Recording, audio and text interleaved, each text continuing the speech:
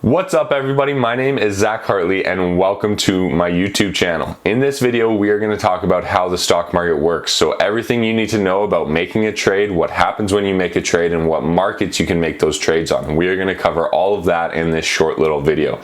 And if you have any questions about it, you can reach out to me, zhartley@hotmail.ca, and all of the content you are about to see actually came from episode number 4 of my Intro to the Stock Market course. So if you have any questions, you want to learn more about managing your portfolio or becoming a day trader, definitely check out the links below. And if you get any value out of this video, please remember to like and subscribe for more. Lots more content like this coming out right away. Without any further ado though, let's get right into the video, how the stock market works. Thanks.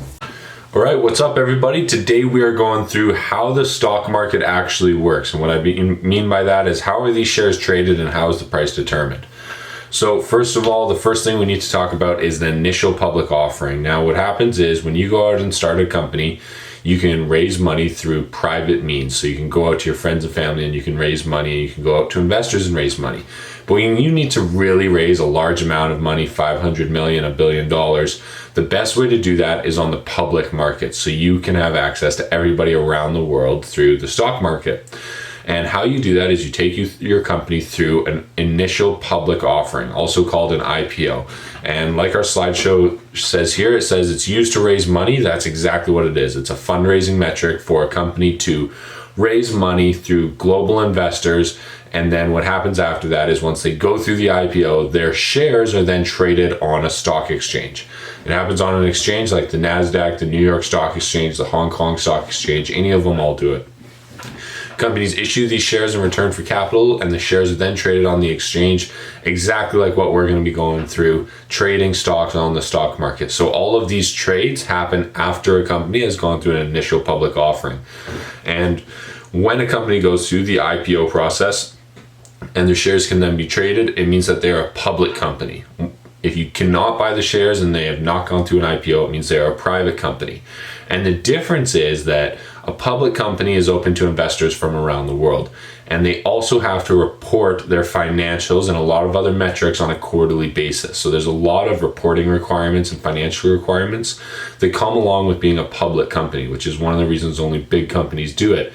Versus private, you don't have to tell anybody anything. So you could be a private company, you don't have to report your financials to anybody. You can basically operate in the dark. So it's kind of great. The only people you have to worry about are the IRS or the CRA. So this is what the Facebook IPO looked like when they IPO'd. They IPO'd on the NASDAQ. You can see that logo down in the front there. This is Mark Zuckerberg, the CEO. And he basically goes at the market open on the day that they're going to IPO. And he hits the button for the NASDAQ that says, okay, we're live. This is our IPO. Or on the New York Stock Exchange, it's a bell. So ringing the opening bell, you've heard that before. That's on the New York Stock Exchange. So the stock price. Once a company has gone through their initial public offering and their shares are then traded on a stock exchange, how do you determine the value of those shares or the stock price? Well, the truth is that it's completely determined by supply and demand. The market opens at 9 a.m. and it closes at 3:30 p.m. in different areas of the world, and that price can fluctuate between that time and also after that time. When the market is closed, the prices can also change.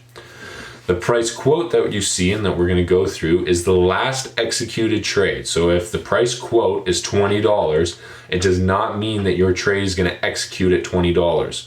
It means that the last trade happened at $20. Yours could execute at $20.01 and 5 cents, whatever the price is at the time. Now, the big thing here is that we have to start to understand the difference between the types of stock trades. So when you go in to make a stock trade, you go in to buy or sell a stock, what you're actually doing is placing an order in the market. Now, there's two different types of orders, the market order and a limit order. A market order means that you're going to go in and buy or sell your shares at the easiest available transaction price. So the closest transaction price that you can instantly transact with on that stock exchange. So if the stock is $20 and you go in with a market order to buy 5 shares, it is going to basically sell you those shares at the closest price possible to $20, no matter what. So it's going to instantly transact that basically order that you placed, and you're going to get in or out of that position at the market price at the time, usually pretty close to that quoted price, but it might not always be the same. A limit order is a little bit different. When you're buying shares and you place a limit order, you're going to say, I want to buy 10 shares at $19. So if that share price switches from $20 to 19, then your trade executes. You can also do it the other way. You can do a sell order. I want to sell my shares at $21. And if the price goes up to $21 and it hits 21, then it executes your trade. So a market order will execute your trade instantly at the closest price possible, depending on the last quoted price. And a limit order is placing an order to buy or sell shares at a certain price. Now this is going to make more sense in the next slide. But this is what the order form actually looks like. So when I buy my shares through RBC Investment Banking Canada, here is one of the platforms I use. This is the actual screenshot of an order form of what it looks like. So instead of doing it, just kind of walking through here, I'm actually going to show you what it looks like. So if we type in Tesla, and we go Tesla Inc. So detailed stock quote right here. Let's see if this comes up. Here we go. So Tesla, $457.47 USD. It was down 5.63%, and the last trade of the day, as of today, April 2nd, 2020, was $454.47. Now that price can open up anywhere tomorrow, but this quote here is the last quoted, the last executed transaction. That's how they get that price. So now let's say we want to go buy a Tesla stock. It's really simple. It takes us to this page here. We're going to choose our account. I'm using a practice account for this one, just because it gives me money. So here's that same screen you saw in my PowerPoint. We're going to go with buy. We're going to buy 1 share of Tesla. We've got the ticker symbol in there. That 4-digit abbreviation that you see for every stock is called a ticker symbol. That's basically what we use to establish that stock. Instead of writing out Tesla Motors, we write out TSLA. We're going to choose our market. We're going to go on the US markets. And then here's what I was talking about. So market price or limit price. There's a couple different things you can do here. So if I go market price, what it's going to do is it's going to place in this order. Now it's 8:30 right now, PM. So if I go market price, what it's going to do is place an order for the opening price of wherever that stock opens tomorrow. So it was at $454. If it opens at $440 tomorrow, it's going to execute that trade for me. However, if I go with a market price and I set a limit price, let's say I want to buy this share when it gets to $450. I want to get in at $450. I can place this order, and this order will sit in the system until it is executed. So if that stock goes all the way up to 600, 700, my order is just going to sit there and nothing's going to happen to it. If it drops to 450, which is the number I put in there, then that trade is going to execute.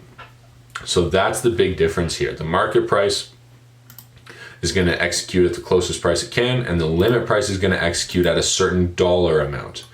You can also say if you only want it good for the day or if you want it good through. So that's where you can kind of play with the time frames there. And then any part or all or none, we're going to go through that here in a minute. But this is the actual order form for RBC if you want to place and buy a stock. You go through continue and then you just confirm your order. But back to the slideshow. So boom, boom, boom. This is the order form that we just went through, market price and limit price. The next thing is the bid and ask. So this is what's happening in behind the scenes. So let's say that our basically last executed price was at $20, okay? And we have somebody that has a limit order for $10. They want to buy the share at $20 and they're willing to buy 10 of them. So that's their order. It was Tesla, 10 shares, $20, limit order, good for however long. That's what the market looks like right now. On the other side of it, we have people that are asking $21 for 10 shares. We also have people that are asking at $22, they want to sell 5 shares. At $23, they want to sell 10 shares. And so what happens is we have a difference right now. We don't have buyers willing to sell at 20 and sellers willing to sell at 20. We don't have that right now. So the last quoted price is $20. And the cheapest anybody is willing to sell it at right now is $21. So as of right now, no trades would be executing.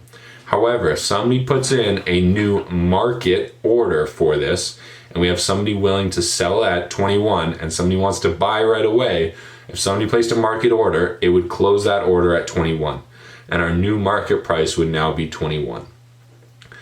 If somebody wanted to sell their shares, and they put in a market order, the only way they would be able to sell their shares is if they sold at $20.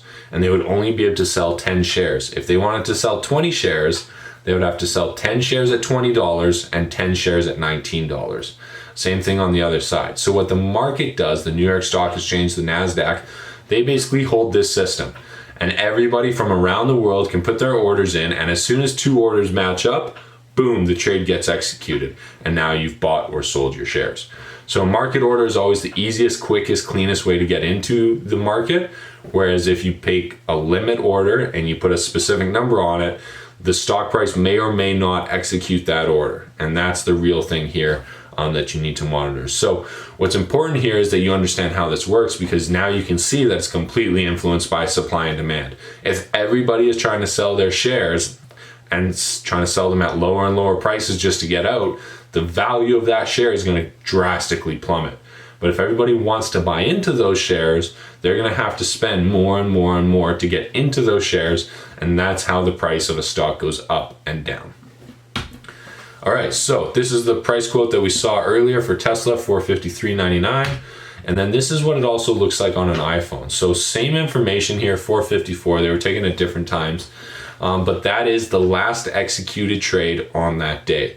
Now you can also see underneath here, we've got a chart that shows basically the action of the price over a 1 month period. That's highlighted there. Underneath, you get a little bit of information about the chart itself and some of the financials of the company. So we're going to go through all of that in a later video. I'm really excited to talk about it, but now you have the basics of what is a stock, how does it work, how is it priced, and how do the markets actually work. So pretty exciting, lots more information. Stay tuned for the next videos.